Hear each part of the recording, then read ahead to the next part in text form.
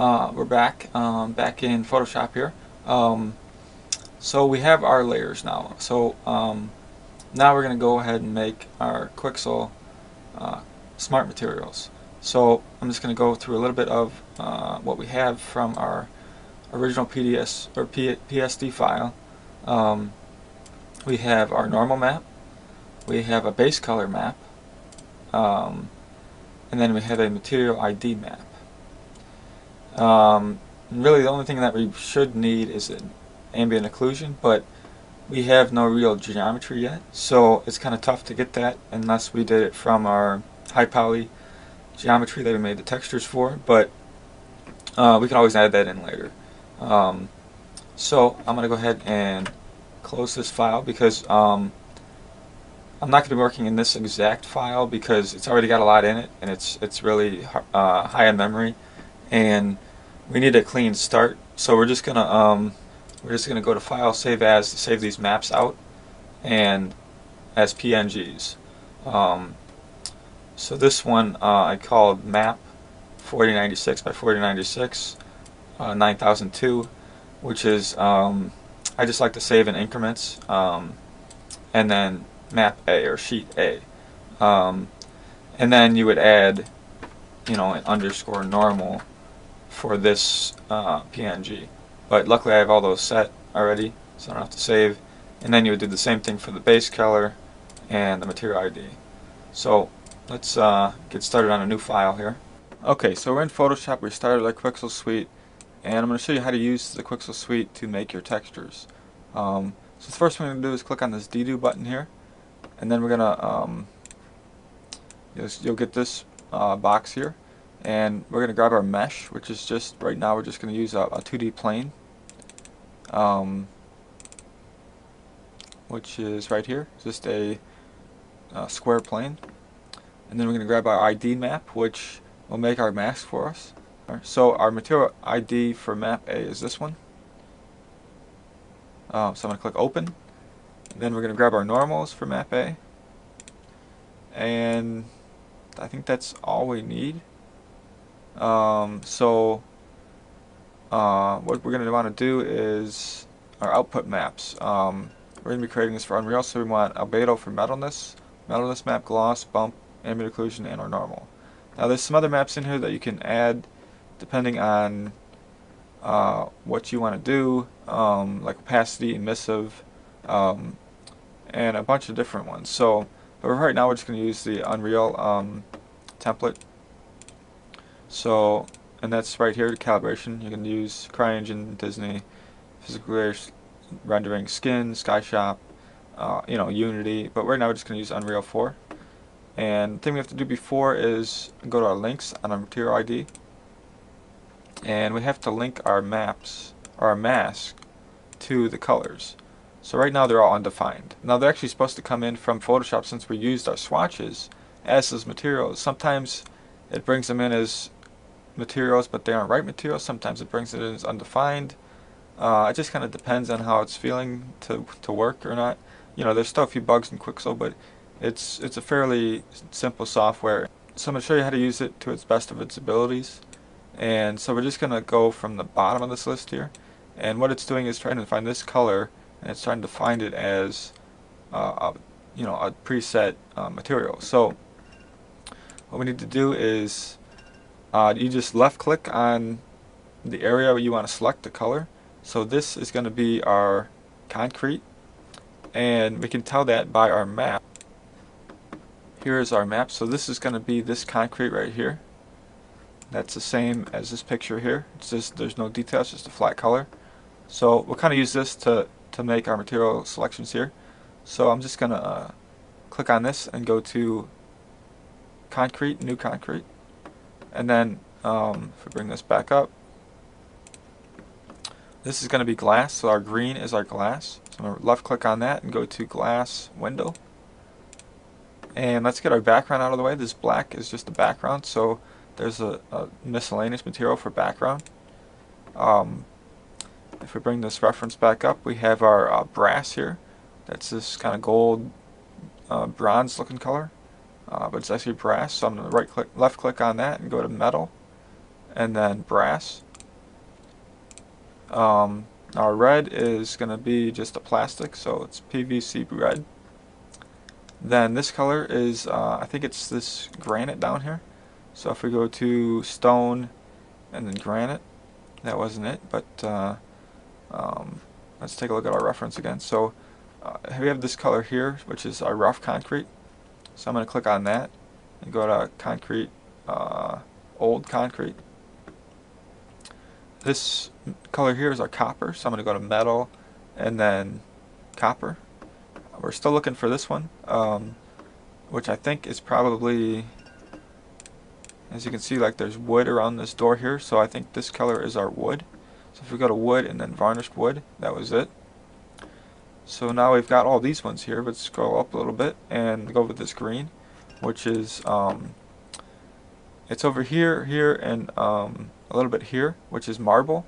So if we left click on the green and then go to stone and then marble, that'll cover that. Now we have this kind of a shiny gray. This is actually going to be a type of glass. It's going to be a dark glass, but it's going to be glass. Now we have this kind of navy blue here, which is going to be, I think, our steel plate here at the bottom of the doors. So if we go to metal and then steel, that's that. So now all we have is this blue plastic. You see blue. And then right here we have a little sliver of soot, which is going to be the, oops, I think I put it to the wrong one. So go to concrete and just reset that to new concrete. It's kind of hard to see, so I know it's this one, so I'm just going to click on it and go to miscellaneous and then soot. Basically what that soot is it's just this dark line here. I wanted to get a dark material in there, so I just made a separate map or mask for that and named it soot. So now that we have all these assigned, I'm going to go to done, and then I'm going to create the base. And it's going to take a little while to load in, so I'm just going to pause the video.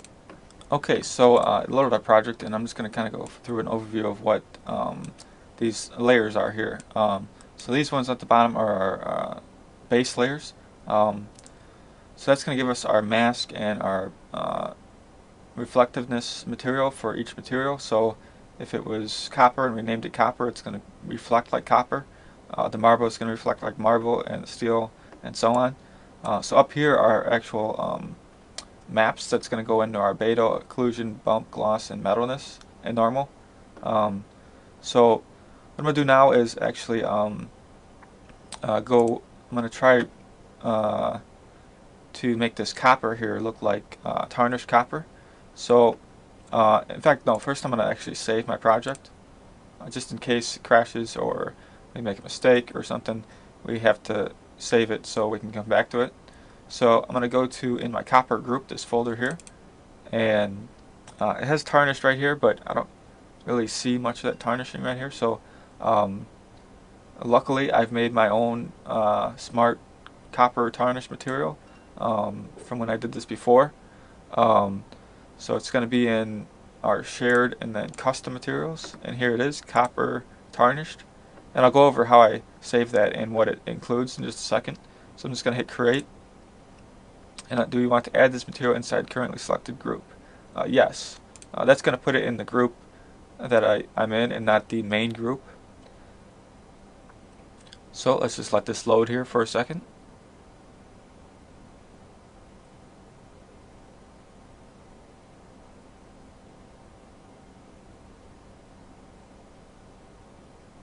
And I'll pause the video and then come back to this. Okay, so now we have this green material, and if we zoom in here, we can tell that it's partially tarnished copper. It's not going to show in this all of it in this map because this is just our albedo, but if we go to our metalness, it shows that, and then if we go to like our normal, it shows up in the normal and the occlusion. So, but I like to stay in the albedo map. It does all the maps for you in Quixel Suite, but I just like to see my colors, my base colors. Usually, but then I'll also go in and check in on the metalness map, make sure it's alright, and and looks alright, but basically I just like to stay working in the albedo just because it gives me a better idea of what is going on in the map. So you can actually save a material if you go to Save Smart Material.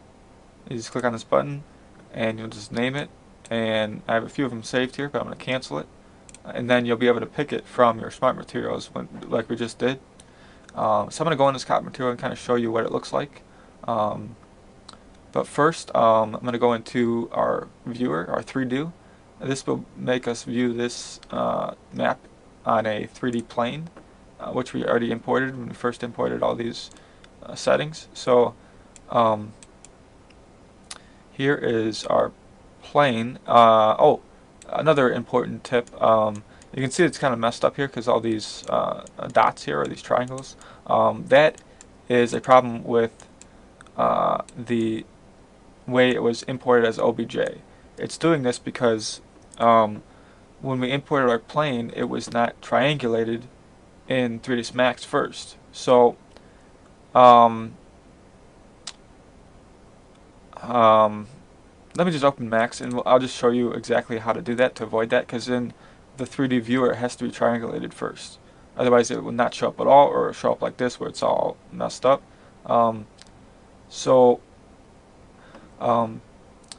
If we just create a standard plane, and it doesn't need to have any segments or anything, but it does need to be square. That way the textures will show 0, 1 space. So I'm just going to snap this to our middle, and then when we go to export, export to selected, and I'll just throw it on my desktop for right now.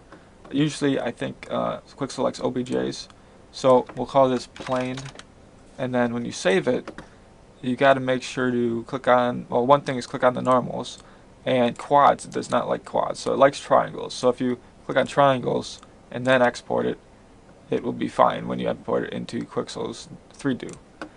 So let's go back to Quixel in Photoshop. So now we have our plane here, and we have a few options of lighting this map. So we got about 5 options here, and they all look a little bit different. I like to use this one just because it kind of gives me the best lighting situation for this particular texture. And we can also hit spin, and that'll move the light around in our scene, so we can kind of see how in the shadow it looks, or right in bright direct light how it will look. Kind of like it right about there. Gives us a nice shine on our metal. Just kind of keep this over here, and I'm just going to scale it down and move it off to the side for a little bit. You can zoom in. I think it's the same key commands as Max, where if you right click and then hold down, it scrolls in.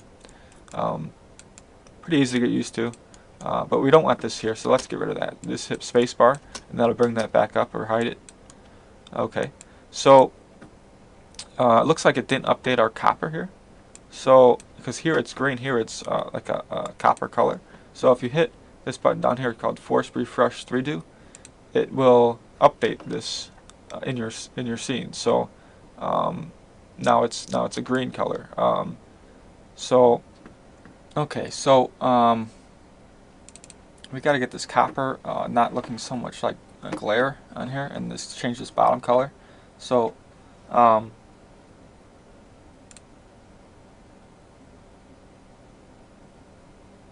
okay, clear mask.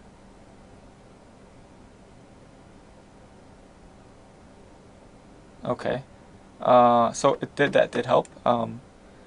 So that looks pretty good there. I think we're just going to go with that. So let's see how it looks in different lighting situations. That looks pretty good.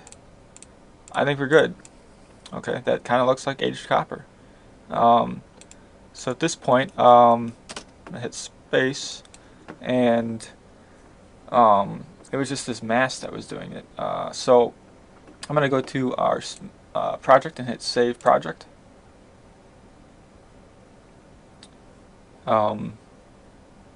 And this will save all of our maps, our project XML file, everything. So now I think we can move on to a different part. go to our first material, our new concrete here, and I'm going to click on our group, and this is going to affect these areas here, these blocks and all these concrete areas here. So I'm going to double click here, and what I want is some more smart materials. So I'm going to go to add smart material, and what I'm going to add is some just general dirt. So if we go to dirt and then general dirt and hit create, I want to include it in this selected group, yes, and just let it do its thing here.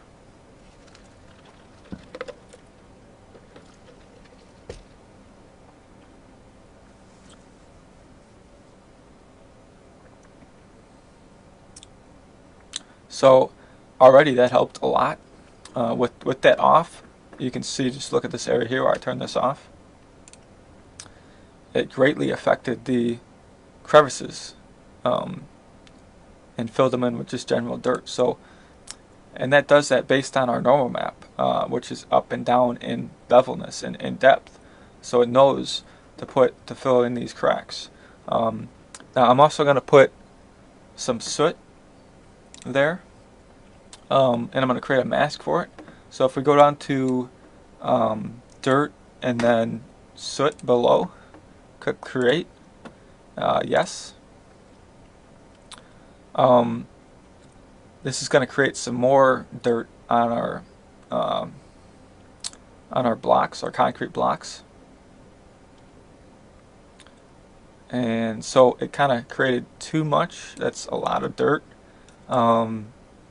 You know, for a clean building, that's quite a lot. So what I'm going to do is I'm going to click on our mask here, and I'm going to left click, and that'll bring up our mask editor. And I just want to do maybe like you know, something like in the terms of like cavities or sharp cavities, and let's hit done, because I kind of think that's what we're going for. So it's hard to tell, but you get some idea from the mask preview. But we can always get rid of it later. So I think that helped a lot. I'm just going to bring this below our general dirt though.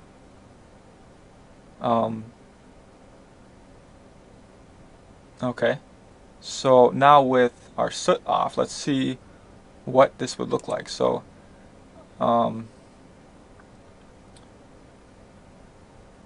I think that helps a lot. Just add a little bit more grime to like these areas that are still kind of light. It darkens up our crevices, our cavities. Gives us more detail and makes it look a lot better. So now I'm actually going to create another soot below. And I'll go to our dirt and then soot below. We'll add one more of these, and I want to leave it on no mask, and then I'm just gonna, well, you'll see. Okay, so that's our soot below, but that's a little dark. I mean, that's a little, you know, it's a lot of soot. So if I go into our group here, and then I'm going to go onto our mask, and no, what I'm going to do is just go to our reflectance. And this is our black. I'm just going to turn this down and maybe go for a little brown looking more, you know, but very light. And then I'm going to take our opacity down. And now with this off, it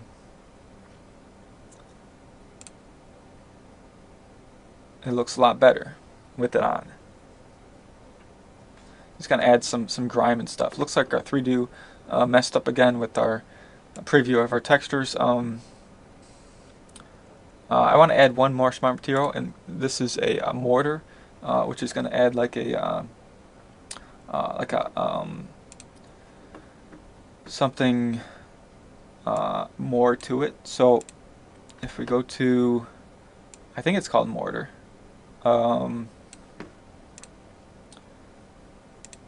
Let's see. we could actually search for it. So MOR, and see if we have it here. Doesn't look like, yeah, there it is, Mortar. Okay, so you see what that's going to add. It's just going to add a little bit in the groove sections. So I'm going to create that. I'm going to hit yes. Okay, so wow, that really changed our appearance. A lot grayer and a lot non-block concrete looking. So I'm going to go into this and we're going to change our color to something, you know, like a light tannish, darker a little bit, something like that. And then our color variance, I'm going to change to more of like a brown, but maybe not that bright. Maybe a darker would be better. So if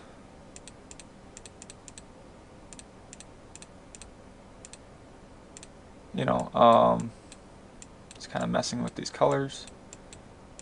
I think I like the light brown a little bit better.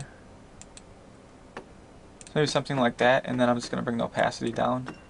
So I think it affected our texture too much. So if we bring the opacity down, it's not going to affect it as much. And then we can go back, and I'm going to actually left click on this mask here, and we're going to create a mask for this mortar. Not sure exactly what I want to create just yet, but I know we need some type of mask, so I'm going to go with like a small one. So maybe like a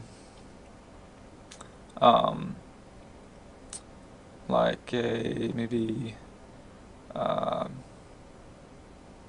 blurred shadow. Just guessing here.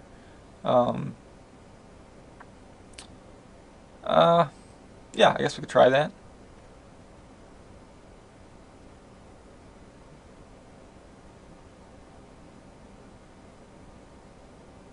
Okay, that's not that bad. It's actually kind of the look I was going for, more of a, you know, a concrete tan looking than what it would look like with this off, which would be a little bit more like grayish. You know, well, actually, it looks about the same, but so that's good for that, I think. So I'm just going to do a quick save and go to Save Project, and I think it saves all the maps and everything when you hit Save Project. So there's really no need to save the maps again. So we're going to work on our next part, which is the glass is going to be our next part. So if we go back into our main part here, we have old concrete, and it looks like our window glass is gone. So I'm going to create a new smart material. So we're going to create a new glass material, smart material, and I'm going to go to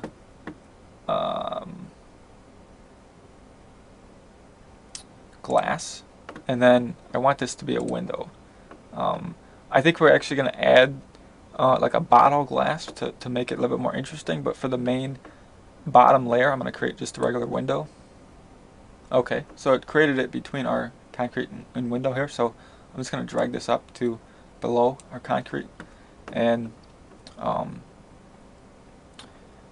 let's just close this 3D because it's not really working out to our liking right now. So now you can see it applied it to everything below our concrete because there is no mask here. So if we if we right click on this mask here, we will be able to choose what mask we want to use, what ID. So it's this green one here that it's our glass. So I'm going to left click on that and hit done, and then it'll be along with the other mask for just the glass.